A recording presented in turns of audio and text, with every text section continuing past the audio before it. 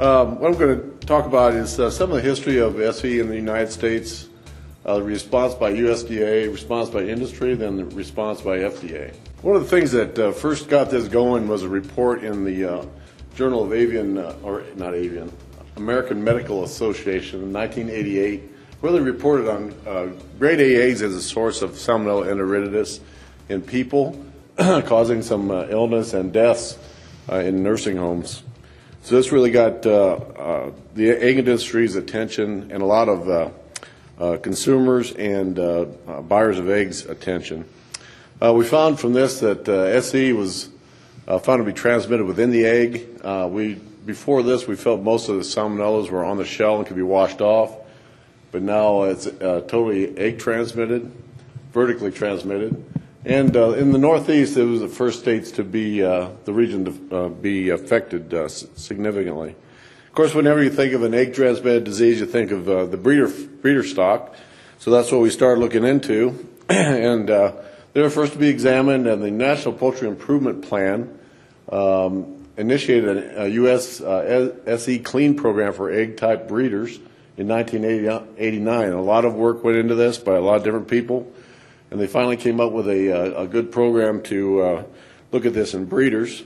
The program consisted of these things: parents hatched from negative stock, parent manure. The manure from these parent flocks is tested once a month by drag swabs, 4 drag swabs per house. And then once they get in the layer house, we also do egg belt samples. And then in addition to that, we do a 300 pleurum typhoid blood test in 4 months, which was done for the pleurum typhoid test, but because it's a group D, you also get cross-reaction to Salmonella enteritidis. So far, 19 parent flocks have been tested positive since 1989. The most recent ones, I believe, are in 2007. Don't believe there have been any since 2007. It's an ongoing process. They use best management practices, of course, biosecurity. Their feed ingredients, they have a program for making sure those are clean. Some of them use vaccination and also hatch egg sanitation. Here's some of the biosecurity practices that are used by the regular conventional egg industry. Breeder vaccination is used by both the major suppliers of egg-type chicks in the United States today. To do that, they have to keep 300 non-vaccinated birds separated for testing for the pleurum test, because the vaccine will cause a positive for the pleurum typhoid test.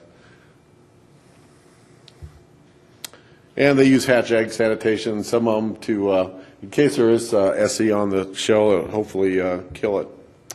And the hatcheries use only eggs from NPIP tested breeders, and using the standard sanitation practices to try to keep it eliminated if it was shell-borne. As I mentioned, the regions that were first involved with SE were the Northeast.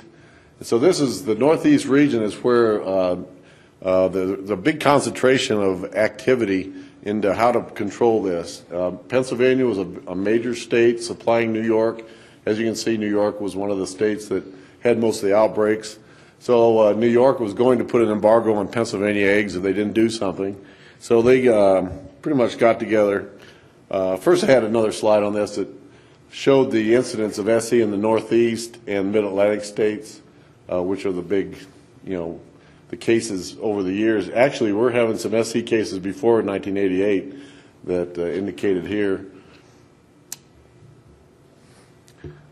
So what happened? The USDA responded and developed the Secretary of Agriculture declared SE an emergency in 1992 and developed an SE pilot project in 1992 and 93. There was a project that was a combination of USDA and the Pennsylvania egg industry to develop a program that eventually came out to be the Pennsylvania Egg Quality Assurance Program. There were 3 critical points that came out of this, associated with 3 things were associated with SE positive layers, and that was positive pullets. If pullets going into layer house were positive prior to this, the rodent population, the extent of the rodent population, and cleaning and disinfection between flocks, the extent of that, quality of that. So this SE reduction program, this egg quality assurance program, was developed by Pennsylvania scientists. They published this publication in 1997 that covers pretty much all the aspects of SE control. It's still pretty much valid today. It's available on Penn State's website for free if you want to have a chance to look at that. But the Pennsylvania program pretty much is the basis of the FDA's program today. There are several other egg quality assurance programs in existence, or that were in existence, and still exist to some degree. They include best management practices to reduce SE, components of education and training, record keeping, and verification steps to see how the project is working. These are the states that have that. United Egg Producers had their own 5-star program, and several companies had their own egg quality assurance programs as well to reduce SE. They all have best management practices. You have to have chicks from NPIP tested breeders. I have a biosecurity component. They have a program of cleaning and disinfection between flocks if they're positive. There are no requirements if they're negative, tested negative, but if they're positive, there have to be some kind of C&D between flocks. They have a rodent control component, egg sanitation, egg holding conditions, refrigeration component. As far as the rodents, they're again found to be highly correlated with positivity if they're in excess. So during this SE pilot project and after that, they developed a rodent index formulated in Pennsylvania that uses these live traps. They're called tin cats, and they put these out. Usually they keep them out continuously, but the program initially was to just count the mice every month, counted after 7 days. You put those in there. And then they developed a rodent index that if you catch 0 to 10 out of these 12 traps, it's a rodent index of 1, 11 to 25 is 2, and 26 or more is 3, or high prevalence or incidence. Anything above 1 is not acceptable, and they have to, in the plans, they have to have some kind of plan to get rid of these rodents. Training and education, there are several. I know the Pennsylvania program had meetings, had written materials. Third-party audits by the Pennsylvania Department of Ag were done twice a year to monitor their program. And the other states had similar things as well. For record keeping, you had to have a rodent control log, vaccination history, C&D records, and testing records. Some of the verification steps, chick box paper testing was required in these states. Had to test pullet manure to see if the pullets were positive. Then a test from young layers at 30 weeks. Had another mid-lay manure testing at 45 weeks in these states. Post-molt testing. Again, these are manure drag swabs. Trying to test the manure because birds with SE that are positive will shed SE into the manure, and we're after those birds that are positive.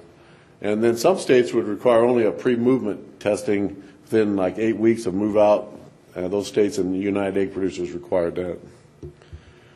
This is a picture of someone drag swabbing a high-rise house. They would go down and back with these 2 drag swabs per row, come back and then put those in the whirl pack, do the next 2 rows, and submit those to the laboratory. This is a shot of someone dragging a floor house. You would drag, several down and back and get the swabs dirty. Usually about a normal size house would have about 12 swabs per house. These were individually tested at that point, and then the results were submitted back to the producer. Here's an egg belt or a manure belt house. We would swab the ends of the manure belts. In some cases, we would actually run the belts to get a more exposure of manure. We do 2 per row. Then if any of these manure tests came back positive for any one of those swabs, they had to submit 1,000 eggs for every 2-week intervals for 4 times, or a total of 4,000 eggs. They were pooled into 20 egg pools and tested for SE in the laboratory. And then after that, if that whole 8-week period was negative, the testing, then they would have to do a 1,000 egg sample every quarter. If any of the egg pools were positive, the states would require a diversion to pasteurization or hard cooking at kill step. Those are the 3 states that required that at that point. In the PCAP program, I got some information from that. In the last 5 years, there's only about 33% of the manure-positive flocks had an egg positive. So it's a pretty high percent. If you have a manure-positive flock, that you're going to have egg positivity. Vaccinations, not required by any of the programs. It is used quite extensively by producers to try to remain negative, keep the SE under control. It reduces shedding if they are exposed. It reduces positivity, and it reduces egg test negativity fairly well. In the Pennsylvania program, there was only 1 egg positive flock that had received the SE Bactrim, the killed vaccine, as seen there. If you're going to use the SE Bactrim, usually it's given 1 time at 13 to 15 weeks. There are live vaccines available. These are given, if they're used by themselves with no kill vaccine, they're given 3 applications during the grow period. But most people now are giving a combination, 2 lives and a kill vaccine, usually 2 and 6 weeks, or and then the killed at 13 to 15 weeks. Here's some of the success of the PCAP program, where they collect a lot of data. You see in 1992 we had about a 23% positivity on manure samples. The LY1 and LY2, this is the first layer, 2nd layer, and 3rd layer tests. Manure positive flocks were 38%, the samples were 23%. So we had almost 40% of our flocks were positive at that point. It's pretty high. By 2003, with all these steps with rodent control and vaccination, we'd reduced the percent of flocks down to 4.4%. The samples were down to 1.5%. Our egg positive flocks were about 1.9% of the total flocks in the program. 2008, after that, we made not very much more progress. The manure samples were about the same. We actually went up in manure positive flocks. Egg positive flocks went up a little bit as well. Some of these houses are very old houses. They're infested with rodents. It's very difficult to get rid of them. So at that point, we probably reached a threshold until we can transition to some newer style housing. Like the new style housing has manure belts that has very little harborage for rodents. And I think that's going to help greatly in reducing this further in all of these egg flocks. There's some of these farms now that they've been up for like 5 years and have not found 1 rodent. So that's going to, I think, improve the things. More evidence that the ECAP programs work is in Ohio. They did similar testing results. See the percent positive flocks have been reduced from 2009 at 5.6 down to 2.1 in 2011. Just more data. Here's some more data from CDC in 2004 that showed the years ahead of an ECAP program adoption, the percent of annualized change in SE incidence was pretty high, and after they adopted these programs, it was percentage was lower. So it really shows that these ECAP programs work. The problem is, here's some FoodNet data. Over the years, stopped in 2008, FoodNet data on Salmonella or SE illnesses per 100,000 persons shows it's actually going up. But our ECAP program shows it's going down. So what's going on here? We're not really sure. Some similar things, just a comparison of the EU to United States on SE. This is some data from Dr. Gingerich that shows the Salmonella human prevalence in the EU versus the United States. See, the EU is making great strides in reducing their Salmonella incidence, whereas the United States is pretty stable, actually going up a little bit. SE, on the other hand, again, we're kind of stable, and in fact, it's increasing a little bit. You can see the yellow bars. In the EU, it's every year they're having a pretty good reduction using their program. One thing that came out of CDC is in 2002 is that before this, in 2001 even, the cases due to eggs, a percentage of cases of SE were highly correlated to eggs. But after that, we started to see a lot of non-egg cases. And a Food and Net case control study in 2004 showed a new risk factor for SE was broiler meat, eating chicken prepared outside the home. And also this was brought out with some carcass rinse data from, again, CDC that showed that broiler rinses were having a pretty high rate of SE isolation from these broilers. And today, broiler breeders, there's quite a few broiler breeder flocks that are positive for SE. And in fact, 70% of the broiler breeders are using some kind of Salmonella vaccination, and a lot are using SE. So all these cases of SE in humans cannot be attributed to eggs, unfortunately. We don't have a real good feel for that. It's kind of a frustrating deal. The FDA egg safety rule, this is FDA's response. It was first proposed in 2004, but it was shelved with a new administration in 2008. But it was resubmitted in 2009 and announced the final rule on July 7th, 2009. For implementation, it started July 2010 for any farms over 50,000 layers. This year, the smaller farms, 3,000 to 50,000 layers, it will start. All the farms under 3,000 layers at this point are exempt. This program contains the components of the successful ECAPS, monitoring and control program for rodents and flies. They added flies for whatever reason. None of the other programs had flies, but it's an addition. They have to have a written SE on-farm program. They have to have training of an on-farm person that's in charge of this program for that farm. They have to have a program for C&D of houses, chicks from NPIP, SE clean breeders. Their manure testing is 14 to 16 weeks. The manure testing of layers and refrigeration starting 36 hours after collection. The layer tests are at 40 to 45 weeks of age and 4 to 6 weeks post-molt. And again, this is with drag swabs testing of manure. And if again if any egg or any manure tests are positive, you have to start egg testing. You can go back on the market if all these tests are negative. One possible problem with this is that there could be a very high. They may want you to recall eggs if you have a manure positive test. So what producers are doing is saving these eggs, holding them off the market until they get their egg test results back. Luckily, we have some new quick tests that are accomplished within 27 hours.